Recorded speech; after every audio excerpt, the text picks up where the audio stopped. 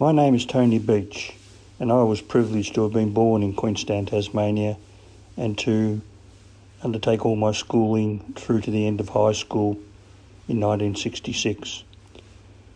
During that period, a very prominent local band was formed, known as the Larrikans, and many of us from that era have very fond memories to this day of that period and the contribution that that band made to the culture and the entertainment scene in Queenstown, in that very isolated town at that time. In late 2019, I took on a project to capture much of the information that had been scattered around from various sources over the years in relation to the band's history. And as part of that process, I interviewed Doug Dalton, the drummer, Glenn Brown, the lead guitarist, and a mentor of the band in those early days, Carl Mineur, and Brian Gardner and Terry Mather, who acted as managers for the band in that period. This effort to accumulate that information was published in a small booklet which was distributed to those interested in the story during December 2019. It is now May 2021, and I've made an effort to now tidy up the interviews that were conducted via phone with those five people during that time of putting together the booklet.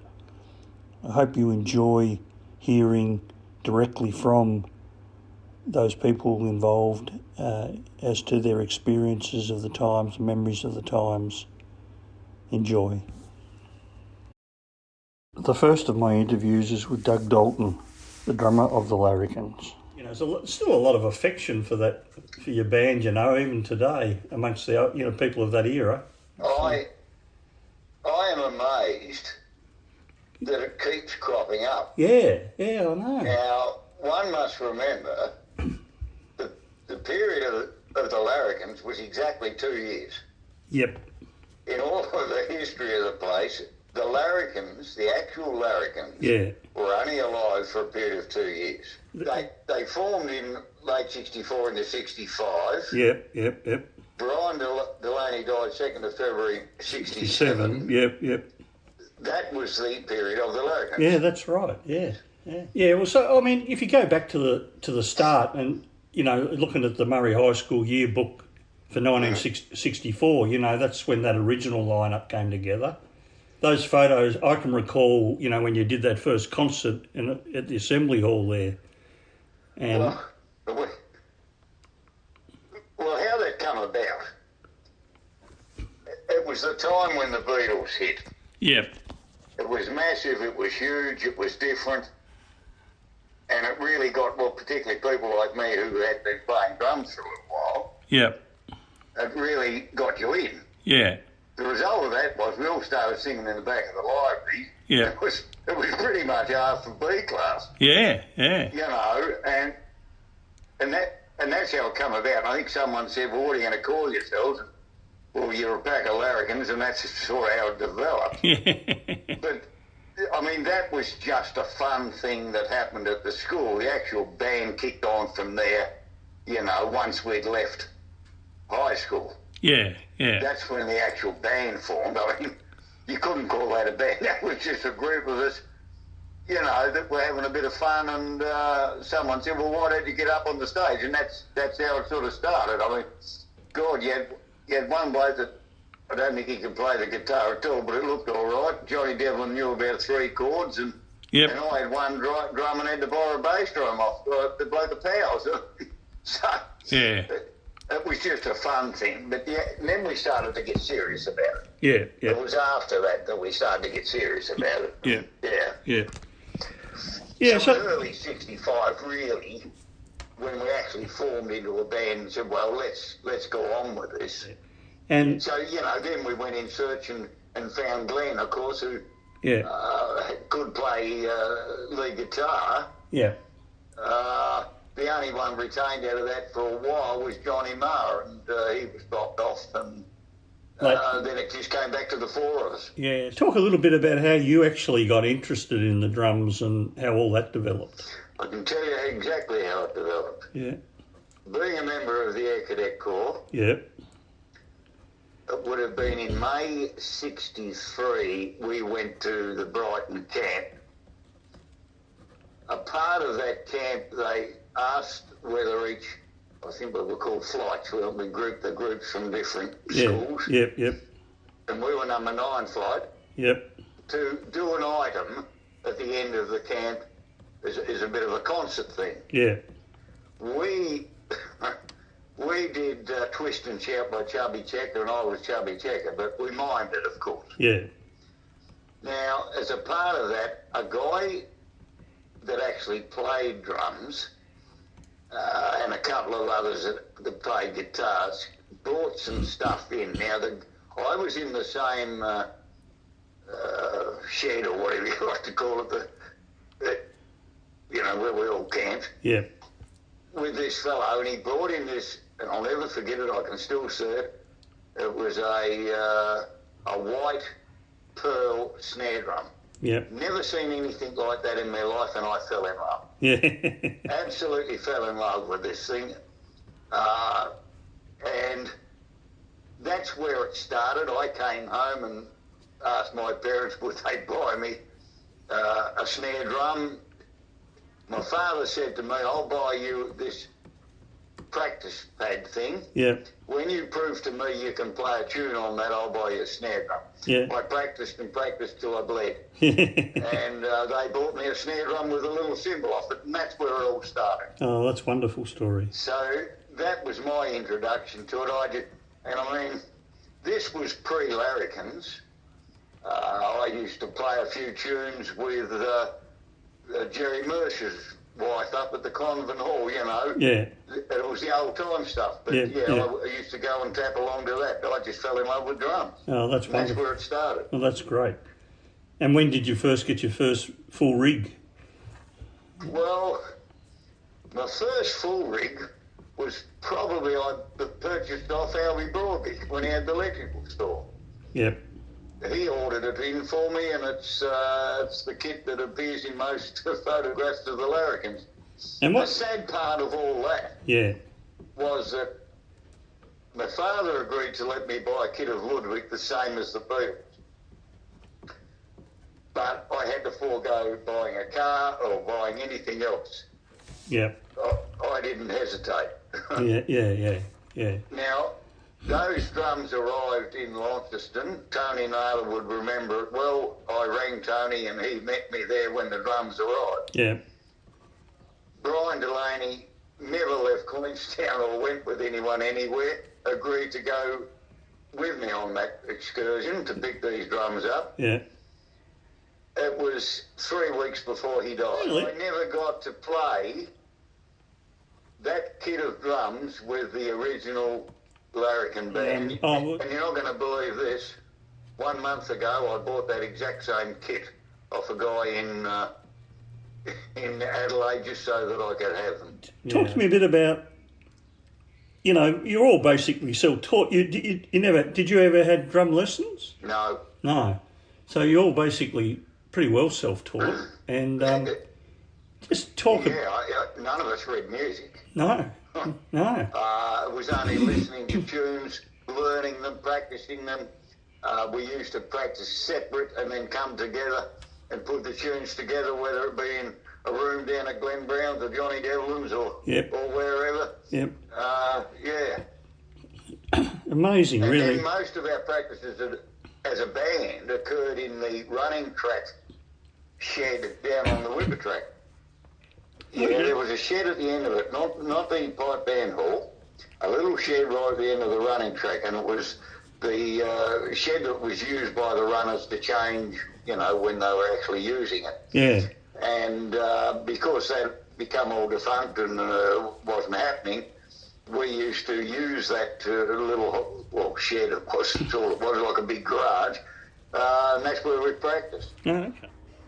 The second interview is with Glenn Brown, the lead guitarist. Yeah. So going back to that final lineup of the four of yous, Yes.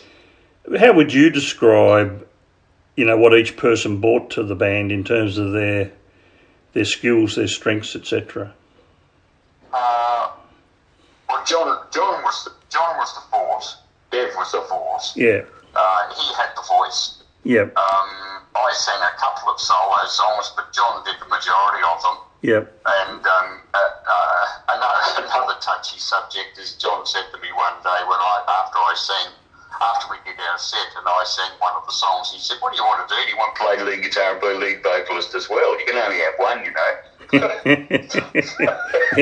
I thought, oh, hello, the bitchiness is coming into the band. Yeah. But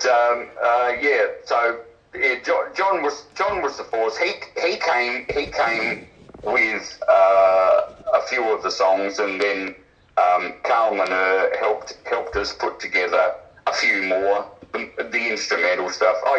I was doing most of the instrumentals when I came to the band as well. So. And we had a fair repertoire of instrumentals. But going back to that, winding the clock back a little bit, I mean, if you do the research, on the history of rock and roll and how it's often referred to as 64 as the year that the second era of rock and roll commenced. Okay, I didn't know that. In the sense of the first era being, more the Elvis skiffleboard stuff and whatever, but with the Beatles emerging and the Stones, and then in the States, the likes of the Beach Boys and Bob Dylan and whatever, it's often referred to as the year that the second era commenced. One thing that fascinated me, and I think you and I had touched on this when we first had our long chat at the RSL back in 2013, but it's always fascinated me that in such an isolated community where there was limited opportunity to absorb those new musical influences, how did you guys develop the passion for it?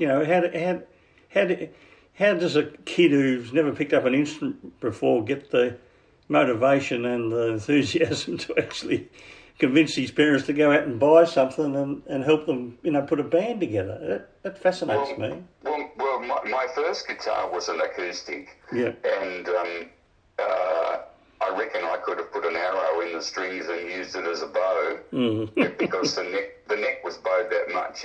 It was unreal. My father put steel strings on a classical guitar, which is not good for the neck. Yeah. And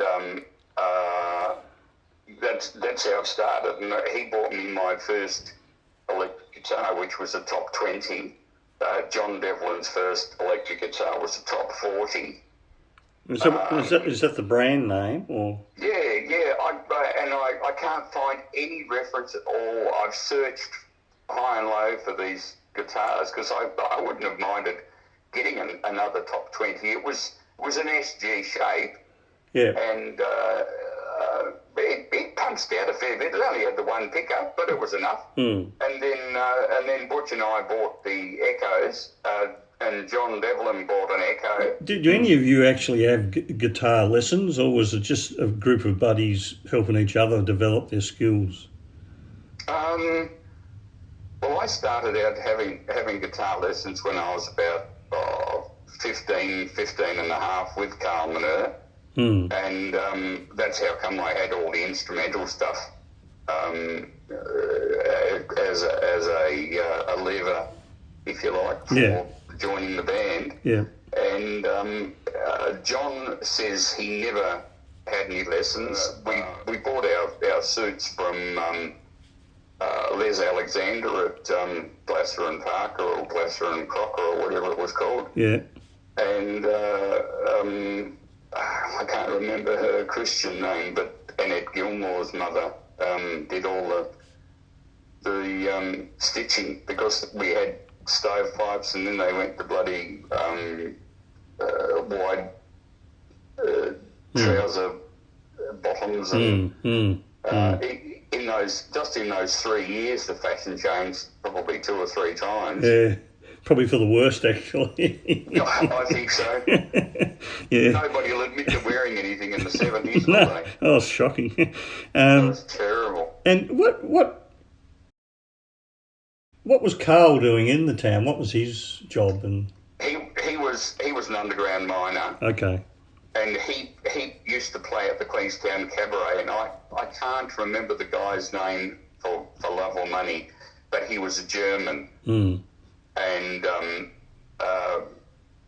there was one night there, I didn't go along because I was still underage, but I went, I was told that people were getting up to move out, and Carl said to, whatever his name was, I think we'd better play something. So Carl started playing some of the instrumentals that he taught me, and people started to wander back in again. Okay. Yeah. No, I mean, it was so boring because I think this German guy was just playing German folk songs or something. Yeah. Which goes down like a fart in church. It wasn't that long after the Second World War, was it? No, that's exactly right. Yeah. Okay. But your opinion of John as a guitarist? Oh, he was good. Yeah. He was good. Yeah. I mean, I was only average as well, mate. We all thought we were shit on the stick, but if you ever talk to anybody back in that era, they'll say, "Oh, we thought we were, kingpins back then." And realization came to me when I started listening to other bands live. Once when they came to Queenstown, Yeah. And then with post Larrikans, as I said to you in my text, that the Devlin brothers went on and played music, and I formed 2 or 3 bands over that period of time between, and that was when we got to do things with other bands, national bands and etc. I think I recall you sort of saying there that the band did develop a very tight sound. Yes, it was very tight. It was very tight. So talk about that a bit. How long did it take for that to kick in, do you think? And I think it became tight once we became the four of us. Yeah. And I do remember we went down to I can't remember the name of the church hall, but it's in Brisbane Street, and we were taping. We were being recorded there, and it was mimed some other time. I think at the Spook Club or Blue Moon or whatever it was called that particular time, and we did it, but they overdubbed a lot of the stuff. And when they went to the background music, that was the music that we were playing in the recorded studio. Yeah. And there was only 2 bands, we were told by the guys who were recording it, who came in and just plugged in and played, and one take and it was done, and that was us and the Cravats. Yeah. All the other bands fucked around that much that they started to get a little bit pissed off with, because rather than come in and play 2 or 3 or 4 songs, they'd come in and they'd say, "Oh no, I don't like that one," or "No, we don't want that one," or they'd bugger it up or whatever. So we were pretty chuffed about that. Yeah, I reckon. And I mean, my memory of when I saw you perform a few times, particularly during that 66 year, my memory of the sound was that it was tight, and I can even remember rehearsals. Sometimes you'd be doing a rehearsal in places like Memorial Hall, must have been for a concert that was going to be on that night or something. And I remember walking past the hall and thinking the same thing, because I'd heard a few other bands in that period, and I'm going, these guys, I can tell the Larrikans sound. It's sort of, to me, I could sort of recognise that it was the Larrikans. John's voice was unique. I think my voice is quite unique too. I've always said that I can sing okay. It's just a rough passage that it comes out of. But yeah, look, and that's why it was said amongst the Easy Beats and the management that why don't you come up to Sydney and do a club circuit? But we never ever did that, of course, because Butch died the following year. Exactly. In terms of the key bands that were influencing your song selection and your style. Just go through them again. I think the band we did the most stuff from was the Hollies. Yeah. And Easy Beats. Yeah. There's a toss up there. Although we all liked the Beatles, we never sang any Beatles songs. Yeah, I remember you saying that. Yeah. Yeah, it's And quite peculiar. the Kinks. I think you mentioned the Kinks. Yeah, a couple of Kinks. Yeah. And the Shadows, of course. Sorry, mate. The Shadows. Yeah, Shadows. The Atlantics. Yeah. Instrumental stuff. Yeah, Bombora comes to mind. Yeah, no, we didn't do Bombora. We did Peter Gunn. Yeah. And there was one called the Hawaiian War Chant. Yeah. And look, I going back through all of those last night, I couldn't even remember the name of Apache when I was going through. I just had one of those mental blanks. Yeah. But everybody played Apache. Sweets for My Sweet. I can't remember the band that played that, but we did that. Yep. And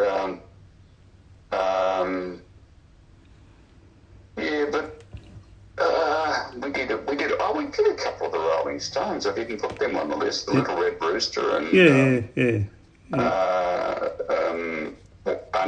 Under the Boardwalk. Yeah.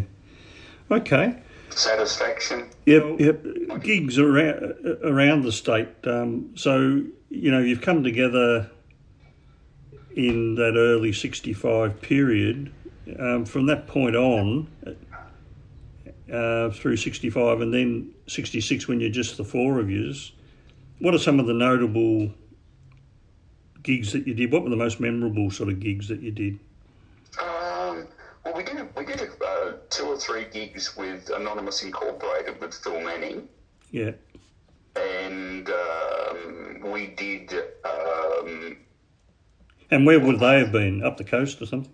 Yeah, that was in Burnie. Yeah. Burnie and Devonport, I think, or Ulverston, I can't remember now. Yep. The Railway Institute Hall comes to mind. Yep. And in South Queenstown, we played with Rejected and the Trolls. Yep. But I think that was '66 though. And then of course the Easy Beats. But looking back over the Thunderbirds, they were very big. The Electrons. Yeah. As far as bands were concerned, but we didn't actually. The Larrikans didn't actually play with any of the national as support band for any of the nationals except for the Easy Beats. Yeah. And some of the venues, like I think there's an old ad of the Beachcomber down in Hobart. The Beachcomber was referred to as San Carlo Hall, I think, on a Friday night, and then the Beachcomber Saturday night, or the other way around. Yep. And the Blue Moon or the Spook Club. Spook Club was Saturday night, Blue Moon was every other night. Yep. Hotel Tasmania. Okay. Oh, in Launceston? Or? In Launceston, yeah. The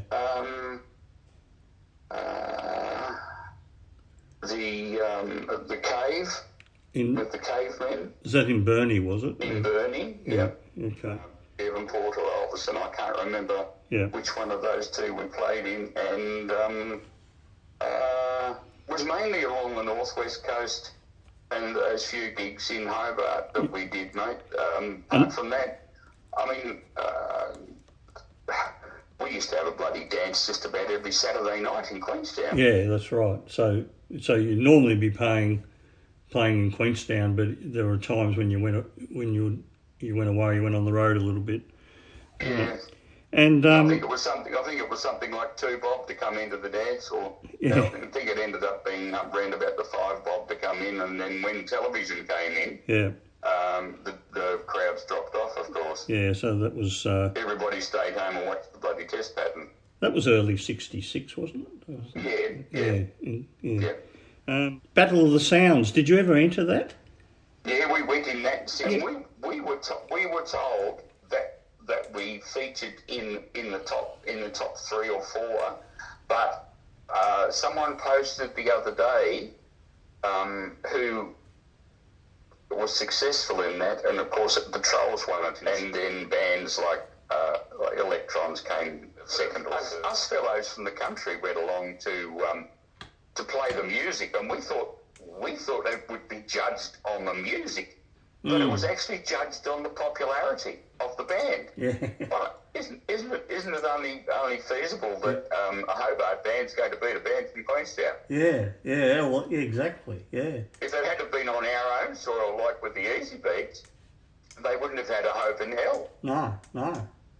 Now I've got a memory of that Easy Beats, the day that the Easy Beats were in town, and to be corrected if I'm wrong, but my memory of it is that it was actually Anzac Day. I think you're right there. I'm not sure about that. Because I don't know, mate. I don't know. Why I can say that is that we had the march, and I was in the Air Force Cadets at the time. Yep. And so we had the march down Orr Street or up Orr Street, and the Easy Beats were in town, and they were on the steps of the Memorial Hall observing the march, because they must have been setting up or whatever. I remember you saying that. Yes. Yeah. Yes. And that was, and I went back and checked yesterday. It was actually a Monday, so it would have been a public holiday. Monday, April the 25th, 1966. Okay. And it does coincide, and there's a history of the Easy Beats that gives you quite a bit of detail about all the gigs they ever did, and it notes that they were in Tasmania, including Queenstown, during that period. Yeah, and the couple of the memorable things, as you know, the floor caved in that night because John Bellchambers pulled Little Stevie off the stage, and the bouncers jumped into the crowd, and the floor just caved in. It's a classic photo of John Bellchambers doing that. Yeah, he's reaching up for him, isn't he? Yeah. And the other one was the fact that Dick Diamond's his bass amplifier blew up, and he said, "Oh, what am I going to do now?" And we all looked at him and said, "Well, you can plug into Butch's Golden Tone." Yeah. Butch was happy with that, and he said, "I'm not going to play through a Golden Tone." And I said, "Well, we haven't got much fucking choice, have you?" And he did. And he loved the sound, because Butch had put a couple of big B&W or one big 15-inch B&W speaker in it, rather than the 2 bloody 6-inch or whatever was in it before. Yeah. And it gave a big oomphy sound. So very, very good. My next interview is with Carl Mineur, who acted as a mentor for the band in the very early days of its formation. I met Dan Brown, the one you talked to.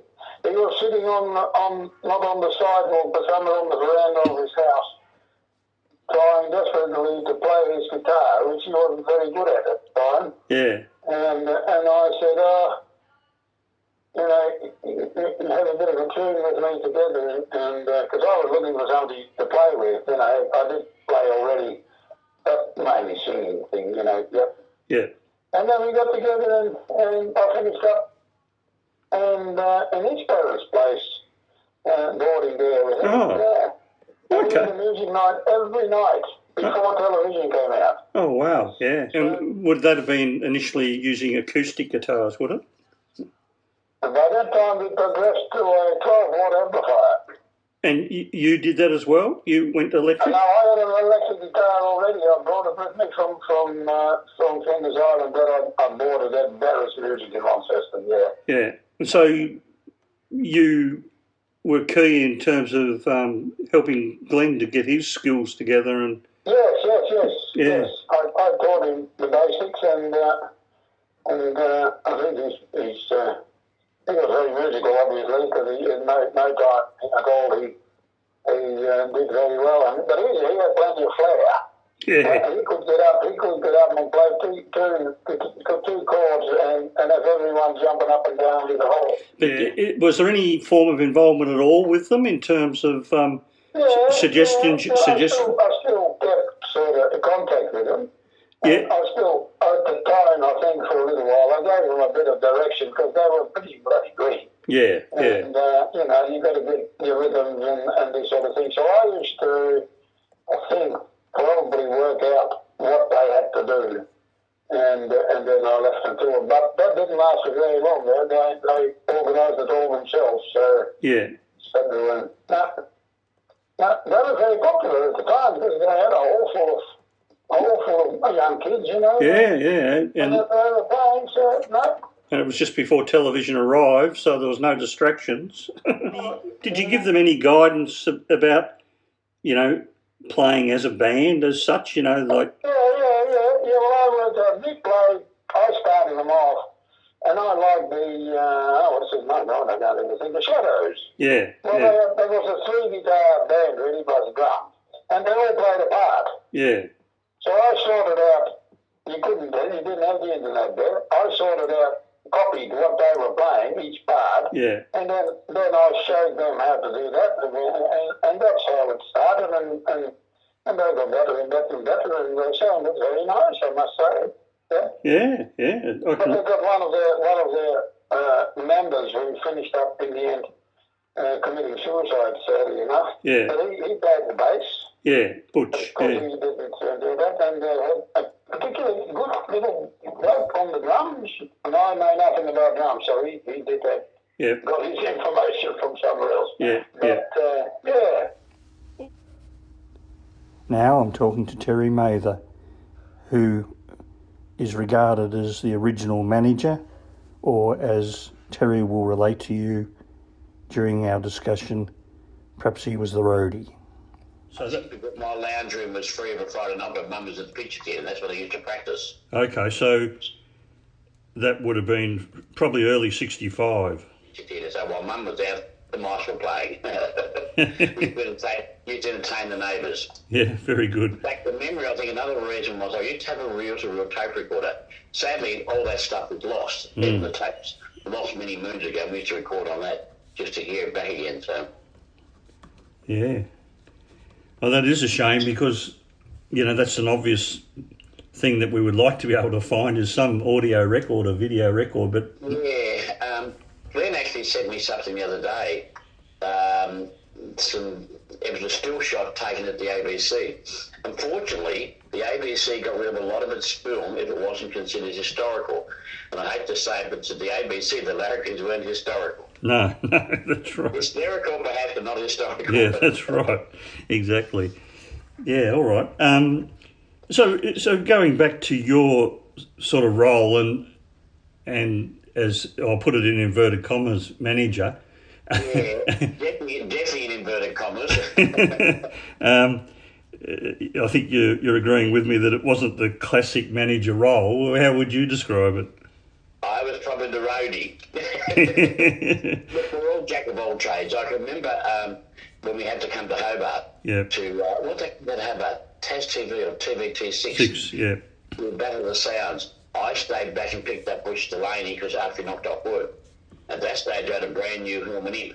And I ended up on someone's wood pile in the snow in Tarraleah. Luckily, I only broke headlights. So I remember that very clearly. Yeah, you ran off the road too. There's other stories. I went off the road, going through Tarraleah because then it was a bustling town. It had several hundred in those days. Yeah. And I went up and ended up on someone's wood head. Yeah. And I broke a headlight. So going back to the so-called manager role, and you referred to it as the roadie, any expansion on that or any other? Well, I'll change it another way. Jack of all trades. Let's put it another way. Yeah. When we used to run our dances in the town hall, Mum used to go in the ticket box and sell the tickets. Yeah. Jack of all trades. I don't know what I might have been on the door, and also I remember being behind stage quite a bit, but I can't remember what I did behind stage. Yeah. I know we ran into trouble with the local council on a number of occasions because towards knocking off time at the pub, the drunks would come up and start fights in the hall. Yeah. But bear in mind too, and you growing up in the town as well would appreciate, back in those days there wasn't much.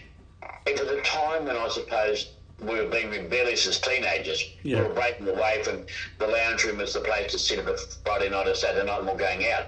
So that's where we used to run our dances, entertainment for the young. Yeah. I remember towards the end of my time in Queenstown, I think we used to have a uniform copper sitting inside the door to keep, just in case the drunks come up. Yeah, okay. I don't know if Glenn will remember that, but I can certainly remember it. Yeah, okay. I know I used to go and book the hall with the council, and I know I used to do things like make sure it was tidy the next day as we found it and things like that. So yeah. only very vague memory parts of that. No, but I can remember them going to burning on numerous occasions. Yeah. I can remember going up, and I remember the police boys club with Tony, because he lived over the back fence when I boarded with him from the police club, and I remember them sleeping on the floor in mattresses and sleeping bags in the police boys club. So Tony was a policeman, wasn't he? Yeah, Tony was a policeman. Yes, he was in Queenstown. That's how we got to know him. Yeah. And when he went to Burnie, because he had the golden gloves in boxing, he was given. He was patrolling for a while. Then he got in charge of running the police boys club up there. Oh yeah. Role. Yeah. But then he started dances in Upper Burnie, the Upper Burnie Hall. Then went down to it's called Excalibur, where I think the Larrikans did appear on a number of occasions, and that was at the bottom in the Mount Street, directly opposite what is still, I think, the old club hotel. It was upstairs. Yeah. Because Tony used to bring over big mainland acts. Yeah. I don't know whether Glenn can recall whether they appear with any of them. I don't know. I'm talking about like the Masters Apprentices. Yeah. Johnny Young was back in those days a huge name. Yeah. Like that. So yeah. No, that's fine. All right. So, as in terms of the band themselves, and you know their skills and their popularity and their musicianship and whatever, what are some of the thoughts that come to mind about? Well, I don't know whether being in Queenstown and being in those four hills, it was very limited to see other live bands. Yeah. I would imagine that they're all self-taught. Yeah. And that's my interpretation. Nothing wrong with that. But I thought they turned out, considering how they started to where they got to, they were quite brilliant. To put it another way, and getting back to what role I played, I often run into Paul Studdard, who I worked with in the bank, and I said he was a musician those days. I often, and then this relates to the band as well, he called me the manager of probably the very first rock band in Tasmania. Take away the manager bit, I used the bit, I have to say one of the first rock bands in Tasmania. Paul seems to think one of the very first. Whether that's true or not, I don't know, but in general terms, you could probably say that they were one of the, well, they would have been back in 64, yeah. There might have been a few others around, but not many. No, that's right, yeah. I mean, back in those days, you never had big names around the world. I mean, you look at the day that, Heartbeat, the memory's going on me, got killed in an airplane. That was the night the music died. Oh, and Elvis was in the army, so... Buddy Holly, yeah. Buddy Holly, that's right, Buddy Holly. There were several of them there, the Big Bopper, and the night the music died. Yeah. So there weren't many, like even big names on the world stage. No. So Queenstown, and bear in mind, the only introduction to rock and roll music we had in Queenstown was Kelvin Hauser Saturday morning. Yeah. For about 2 hours on 7QT. So that's the only exposure they would have had radio. And you certainly weren't picking up mainland stations like 3ZZZ, which was big in rock and roll back in those days. So that's their only exposure other than picking up the odd 45. So, yeah, so they came out of nowhere in self-taught, I would say. Yeah, and that was Rocky's Big 60 show or whatever it was called. Yeah, I can't remember the name now, but it was on Saturday morning. Yeah. And it was great. You'd go away and you'd come back and you brought back the Beatles. I Want to Hold Your Hand. Everybody want to hear it. So you take it down and let them play it. yeah. These days I'm looking at my CDs now in my lounge room and I've got that many, I can't fit them all in. Yeah. But I do community radio every Thursday afternoon, and it's all 60s rock and roll. So. Yeah. But no, certainly, and another thing too is worth mentioning. I really do believe the Larrikans and whoever followed them provided a void in the town of entertainment for young ones, which just wasn't around. Going back to what I mentioned earlier on, we were expected to sit in the lounge and be sharp and not be heard, basically. Yeah. And that's how that's how our generation was brought up. Yeah, that's right. We were the rebellious age. The Beatles started, I think it was done a bit before the Beatles, but the only I mean, Bill Haley back in 59, the Rock Around the Clock. But the Beatles really started to transition into what we have today. If we go to individuals within the group, I mean, have you got any specific comments about their skills or anything? I just thought they were brilliant, and as they developed over the years, they got even better. I just thought Johnny Devlin had a brilliant voice. Yeah. I can't remember. And Glenn, the other two didn't sing, did they? Butch and I can't remember much.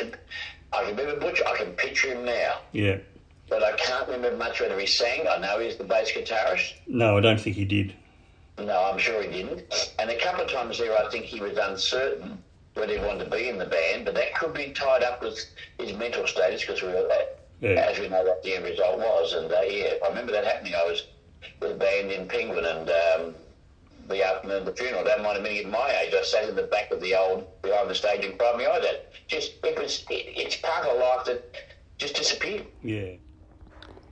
And finally, Brian Gardner, who took over duties from Terry Mather as the manager of the band upon Terry's departure from the town to work on the northwest coast. When we mention the word the Larrikans, what in terms of the band and their skills and their performances, and what are some of the things that come to the top of your mind when you think about that period in the Larrikans? Oh, well, I think they were excellent. I can remember Carl Minor. Glenn used to go and Carl Minor used to play guitar and teach, and Glenn going up with Carl. And Carl always thought that Glenn was exceptional. Yeah, yeah. That Glenn had a lot of potential. Yeah. And they were always good. They always seemed to play. Well, at that time, they always seemed to play, music which was close to the original. Yeah, yeah. You could listen to it and pick it straight away. Yeah. It was. I suppose, they weren't afraid to try stuff that was probably, a bit beyond them. But I can remember going to their training session, if you'd call that, and Glenn working very hard. Yeah. So I think it was that era where the music of that era caught on with everyone. Yeah, yeah. I remember the dances they used to have in the Memorial Hall. There used to be teams. We had a spook club dance one night. Yeah. And I think because they were locals as well, they got a lot of support local-wise. Yeah. And I think because when they went to other venues, people didn't think they were going to be all that brilliant. Yeah. I can remember that night at Mole Creek. I think it was Mole Creek we went to. Yeah. We were running late, so the punters were already crabby. Yeah. Yeah. Glenn and Dalt were there, if I remember rightly, or Terry was there, I think. But they were waiting on us. Yeah. And we got there late, and they were already sort of crabby. But after the first half of bracket, they completely won them over. Yeah. Because they were that surprised that the music was good. Yeah. That they were easy going, the music was good. They played all the songs that people used. Yeah. And they were just, and that was that was what I thought about them in general, was that they were, the people took to them, they were easy going. They were just blokes from, Yeah. from the West Coast, blokes from Tassie. Yeah. Yeah. I wasn't with them when they ran the Battle of the Sounds. I think they got third in that. Yeah, I went to the Blue Moon gig. Yeah. With I think that was Chaos and Co. from New Yeah, the Chaos and Co. were they were definitely around at the time. Yeah. Yeah. I don't know why I thought they played with Chaos and Co. It might have been the Cravats. Oh, yeah, Glenn said it was the Cravats, I think. Yeah. Yeah, it could have been the Cravats. Yeah. Yeah. But, in Hobart. But basically, they just, for me it was good music. We're all young men and sort of anything was good music, but this was just, to us, was exceptional music, and they were easy going. Yeah. They'd, that they come off stage and go and dance with the group and so they'll just do going, and people were quite surprised that instead of sort of going backstage and sitting and having a smoke or whatever, or disappearing and then come back onto the thing, they'd wander around and which was really good. Yeah, that's good. They were all reasonably talented in their own way, but my recollection from hearing them at the time was that it seemed to, and you've touched on it, I think, they seemed to have a very tight sound, It sort of came across well, didn't it? And it did. They combined well together. Johnny Depp was good. Butch Delaney, of course, was... I don't think Butch had played before, but he picked up bass exceptionally well. Yeah. And was very good. And they I don't know, they fingered in together. Yeah. I mean, you can say that about most groups, but I just think, that their overall sound was very good. Yeah. And it all came to a shuddering halt with poor old Butch passing. And nothing happened after that, did it? It was just that was the end of it. That was about it. I think that, like everything, they just sort of went their own way. John and Bernie got together, didn't they? John and Bern got together, yeah. John and Bernie got together, yeah. I can't even remember them playing anywhere after that sort of thing. No, Glenn mentioned that they brought in Viv Coleman to do on bass just to see how it might work. That's right, they did too, yeah. But he said that even Viv was sort of saying, I don't think I can do this, Everyone will be wanting to see Butch up there and compare the sound and whatever, so that was the end of that. So I think that was the way it panned out. So JD and Bernie, I think they were called the Devlin Brothers there for a period. And Glenn, of course, went on and was in a few different bands around that period as well. Yeah.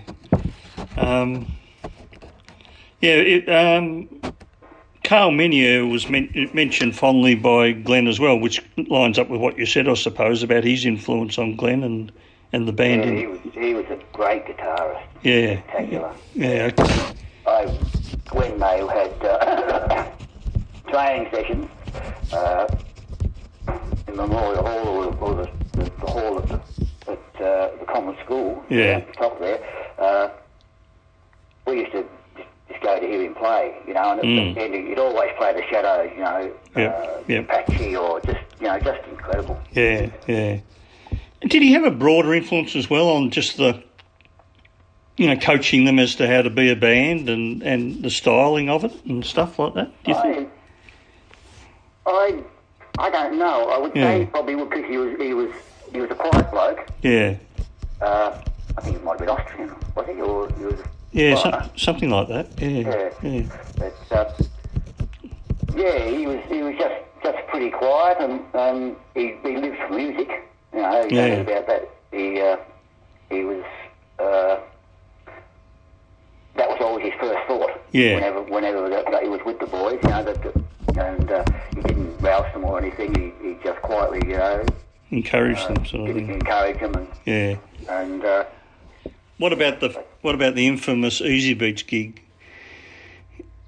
Oh, in Memorial Hall. I wasn't there. You missed that, did you? I've heard lots of stories about the guy dancing and carry on and going to the floor and all. Yeah. But I wasn't there. Where was I? I think I might have been in Bishano or somewhere. Okay. Glenn says we ended up having breakfast with them the next morning at the hotel or something. And he said, Glenn being Glenn with his dry sense of humour, he said there's a lot more people came down the stairs that went to bed than what went up the stairs to go down. Yeah. I can imagine that being right, yeah. Well, I hope you enjoyed those recordings from the interviews that I did a couple of years ago in regards to the Larrikans story. It's an appropriate time to recognise the Johnny Devlin and of course Butch Delaney are no longer with us from the band. We're all getting older, but we can still reflect on those wonderful days and the wonderful contribution they made to our lives back in the 1960s.